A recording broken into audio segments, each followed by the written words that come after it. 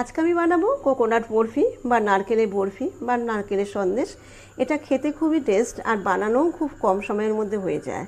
তাহলে বন্ধুরা আর দেরি না করে চলুন শুরু করা যাক আজকের রেসিপি কোকোনাটের সন্দেশ বা কোকোনাট বরফি।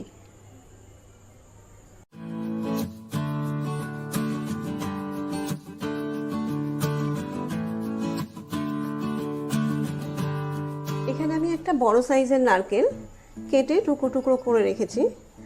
আর নারকেলগুলো দেখতেই পাচ্ছেন, আবার পেছনটা যে কালো কালো ভাব থাকে সেগুলো আমি ভালো করে পরিষ্কার করে রেখেছি।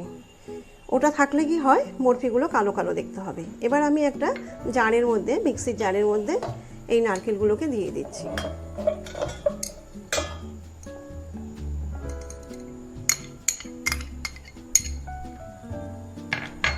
এবার 1 থেকে 2 বার চালিয়ে নিয়ে আপনাদের দেখাচ্ছি। 2 বার মিক্সির জারটা চালিয়ে নেওয়ার পর দেখুন এরকম হয়েছে। যেভাবে আমরা নারকেল কুড়ানি দিয়ে কুড়িয়ে নিই ওইভাবে ওই রকম টাইপের হয়েছে। এবার এর মধ্যে আমি দিয়ে দিচ্ছি প্রায় 1.5 কাপ দুধ। এটা ঘরের তাপমাত্রার দুধ, আগে থেকে জাল করে নেওয়া। এটা দিয়ে আমি আবার মিক্সিটাকে চালিয়ে নিয়ে পেস্ট বানিয়ে নেব। দুধ দিয়ে নারকেলটাকে একটা পেস্ট করে নিয়েছি, একটা মিহি পেস্ট। এবার আমি চলে যাব পরের স্টেপে।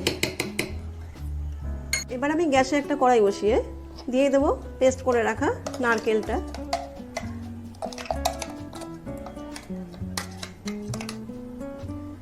নারকেলের পেস্টটা দেওয়ার পর মিনিট 5 এরকম নেড়ে চেড়ে মিডিয়াম ফ্লেমে একটু রান্না করে নেব।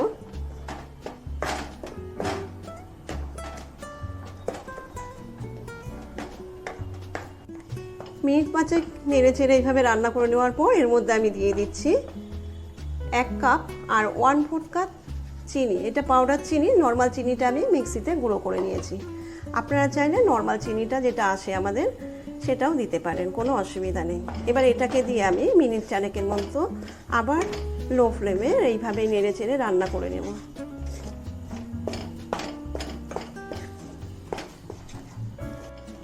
চিনিটা দিয়ে নেড়ে চেড়ে নেওয়ার পর আমি দিয়ে দিচ্ছি 1 কাপ পরিমাণ গুঁড়ো দুধ। গুঁড়ো দুধের পরিবর্তে আপনারা মেওয়া দিতে পারেন গ্রেট করে, বা দুধ ঘন করে ক্ষীরটাও দিতে পারেন, তাতেও খুব টেস্ট হবে।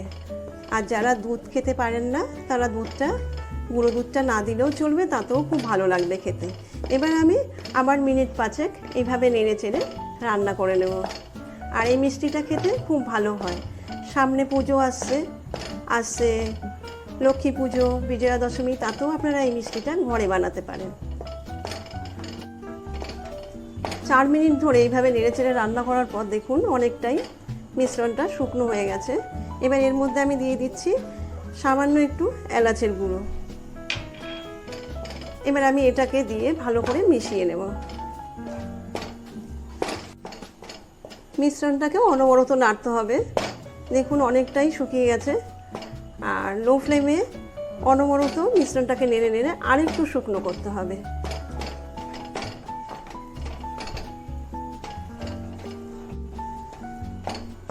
নারকেলের মিশ্রণটা আমাদের রেডি হয়ে গেছে। দেখুন কড়াইটাকে ছেড়ে দিচ্ছে মিশ্রণটা নিজে থেকেই। এবার আমি গ্যাসটা বন্ধ করে একটা থালায় নামিয়ে নেব। থালাটাকে আগে থেকে আমি ঘি মাখিয়ে রেখেছি। গ্যাসটা অফ করে দিচ্ছি, তারপর নামিয়ে নেব। এবার এই ঘি মাখানো থালায় আমি মিশ্রণটা নামিয়ে নিলাম।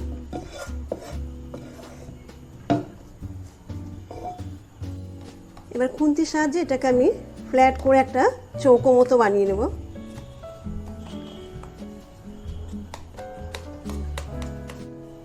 খুন্তি দিয়ে আমি এইভাবে চৌকো শেপ দিয়ে নিয়েছি। এবার এটাকে আমি মিনিট 40 জন্য ঠান্ডা করে নেব। চাইলে আপনারা ফ্রিজে রেখেও ঠান্ডা করে নিতে পারেন, আমি বাইরে রেখেই ঠান্ডা করে নিচ্ছি।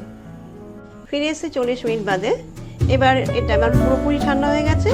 এবার এটাকে আমি কেটে নিচ্ছি। আপনারা আপনাদের সাইজ মতো, পছন্দ মতো সাইজ করে কেটে নেবেন।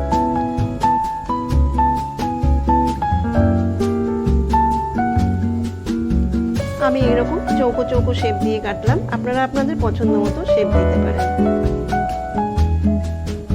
চৌকো চৌকো করে বরফি আকারে কাটার পর আমি একটা প্লেটে নিয়ে নিয়েছি। এবার এই বড়ির ওপর দিয়ে দিচ্ছি একটা করে কিশমিশ। আপনারা আপনাদের পছন্দ মতো ড্রাই ফ্রুটস দিতে পারেন, পেস্তা দিলেও দেখতে সুন্দর লাগবে।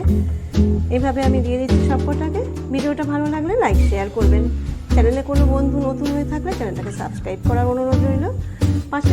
পাশে থাকা বেল আইকনটি প্রেস করার অনুরোধ রইল। তাহলে বন্ধুরা আজ এই পর্যন্ত, ফিরে আসবো নতুন কোনো রেসিপি নিয়ে।